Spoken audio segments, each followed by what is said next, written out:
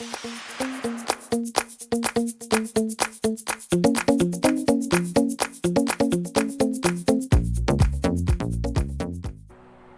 adik-adik yang dikasihi Tuhan. Kembali nih kita akan beribadah kepada Tuhan Yesus.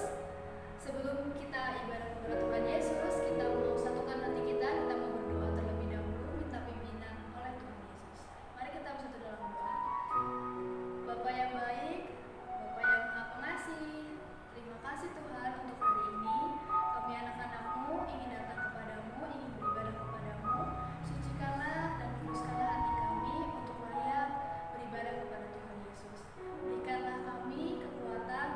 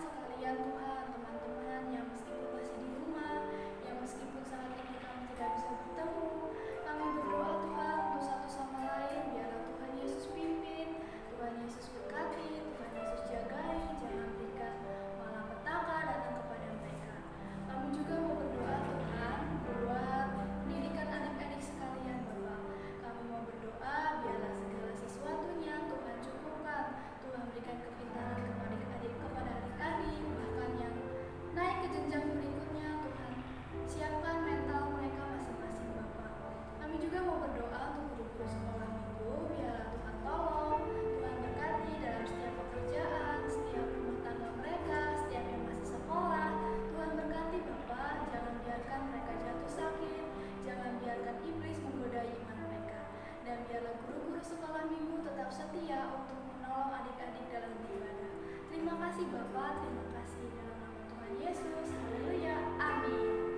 Sekarang, sebelum firman Tuhan akan dibawakan oleh Ibu Winda, kita mau sama-sama siapkan hati kita. Kita mau angkat pujian Ku Mau Cinta Yesus lagi.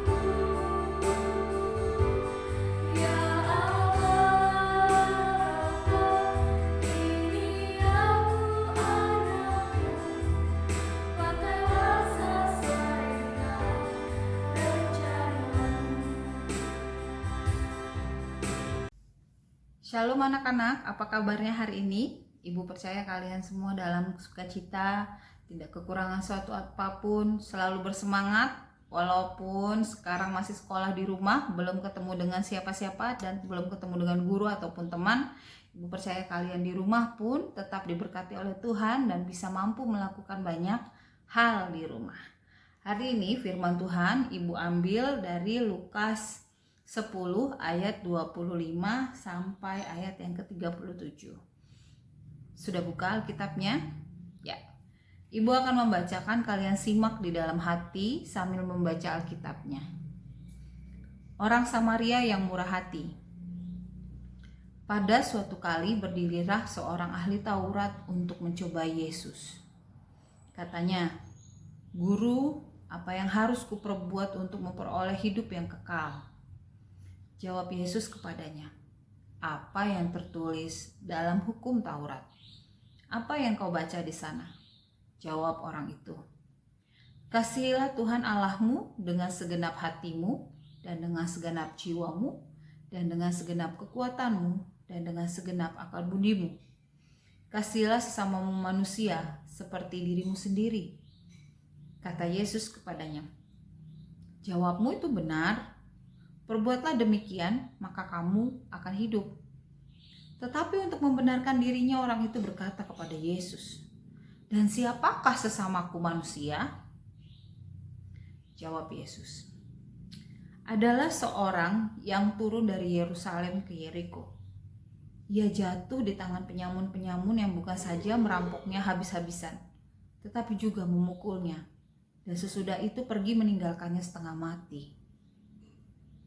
Kebetulan ada seorang imam turun melalui jalan itu. Ia melewati orang itu, tetapi ia melewatinya dari seberang jalan. Demikian juga seorang Lewi datang ke tempat itu. Ketika ia melihat orang itu, ia melewatinya dari seberang jalan. Lalu datanglah seorang Samaria yang sedang dalam perjalanan ke tempat itu. Dan ketika ia melihat orang itu, tergeraklah hatinya oleh belas kasihan. Ia pergi kepadanya, lalu membalut luka-lukanya. Sesudah ia menyiraminya dengan minyak dan anggur. Kemudian ia menaikkan orang itu ke atas keledai tunggangannya sendiri, lalu membawanya ke tempat penginapan dan merawatnya. Keesokan harinya, ia menyerahkan 2 dinar kepada pemilik penginapan itu, katanya, "Rawatlah dia, dan jika kau belanjakan lebih dari ini, aku akan menggantinya waktu aku kembali." Siapakah di antara ketiga orang ini menurut pendapatmu adalah sesama manusia dari orang yang jatuh ke tangan penyamun itu? Jawab orang itu, "Orang yang telah menunjukkan belas kasihan kepadanya." Kata Yesus kepadanya, "Pergilah dan perbuatlah demikian." Ibu akan membagikan firman Tuhan ini melalui ilustrasi. Yuk disimak ilustrasi yang akan Ibu buat saat ini. Hari ini Ibu akan menceritakan sebuah ilustrasi tentang kondisi hati yang dialami oleh seorang pria yang tergeletak di tengah jalan, yang saat itu sedang membutuhkan pertolongan. Hati ini juga sama seperti dengan hati teman kalian yang sedang mengalami kesulitan, atau mungkin hati teman kalian yang sedang dijauhi oleh teman lain. Hati seorang teman kalian yang mungkin sedang bersedih atau terluka oleh kondisinya saat ini. Kita mau melihat apa yang terjadi pada hati orang yang sedang terluka itu. Saat dia terluka, seorang Lewi datang mendekati dan lewat dari dia. Tapi apa yang terjadi? Dia cuek aja. Orang Lewi itu lewat aja. Gak peduli dengan seorang pria yang tergeletak di tengah jalan. Dia gak peduli. Dia hanya melihat, bukan teman aku pun dia berjalan lagi. Ini hati yang dirasakan oleh si pria yang sedang terluka di jalan. Dia merasa tertolak, dia merasa tidak diperdulikan, padahal dia sedang butuh bantuan. Begitu pula dengan imam. Sang imam itu lewat melihat pria yang sedang membutuhkan pertolongan di tengah jalan. Tetapi sama juga dengan sikap orang Lewi, dia cuek. Dia tidak peduli, aku gak kenal, biarin aja. Siapa tahu ada orang lain yang menolong dia. Dia menorehkan banyak luka pada hati orang yang sedang terluka itu, yang membutuhkan pertolongan itu.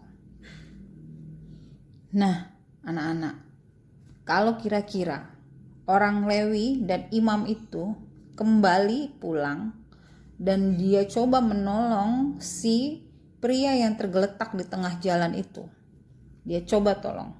"Aduh, maaf ya, tadi aku cuekin kamu, harusnya aku gak cuekin kamu.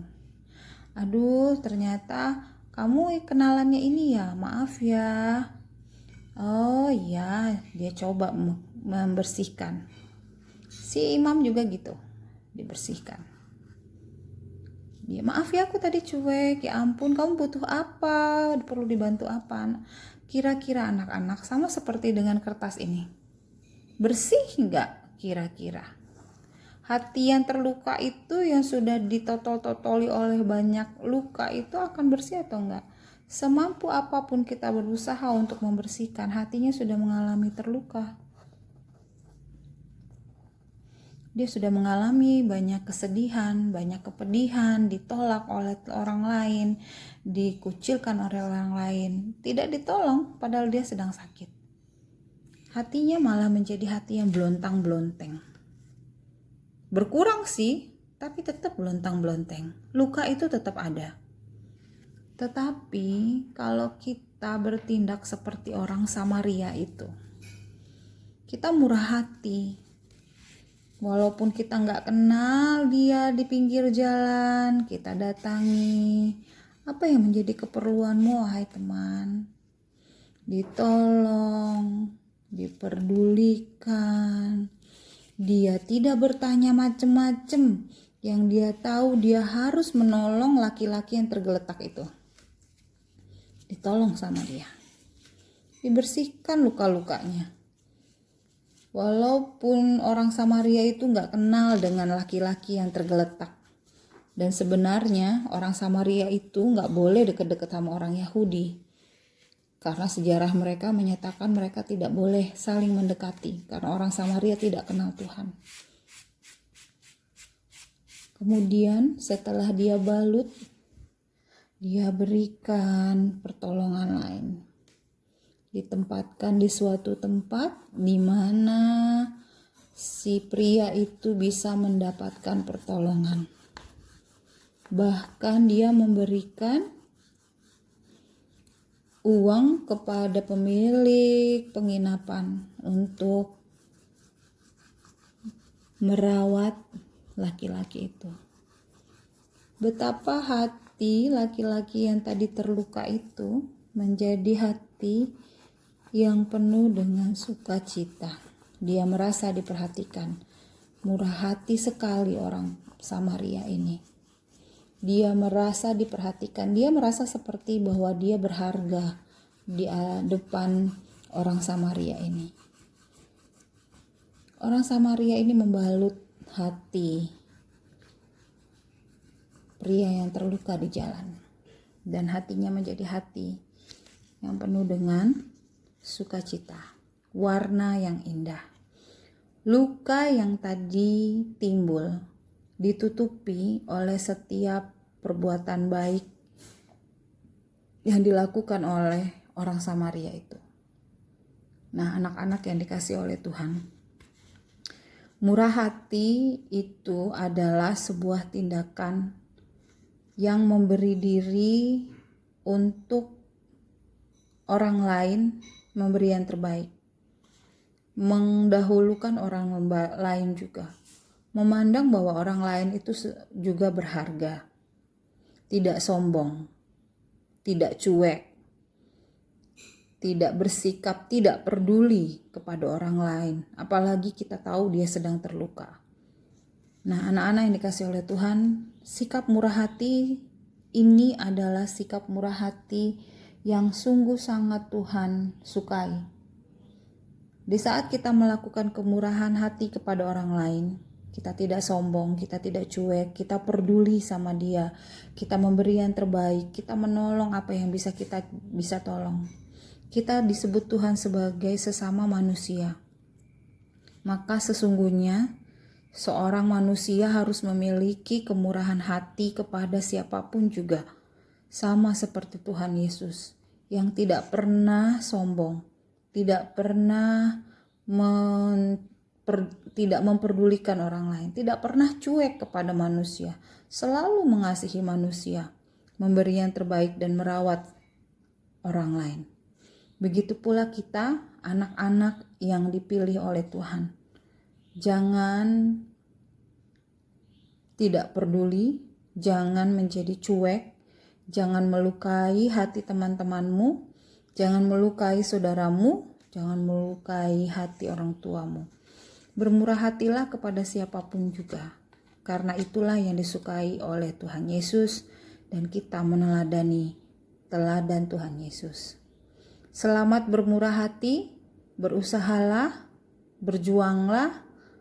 Setiap kita sudah diberikan kemampuan untuk bermurah hati, sama seperti Tuhan Yesus murah hati. Selamat hari Minggu, Tuhan Yesus memberkati kita semua. Jadilah anak yang murah hati.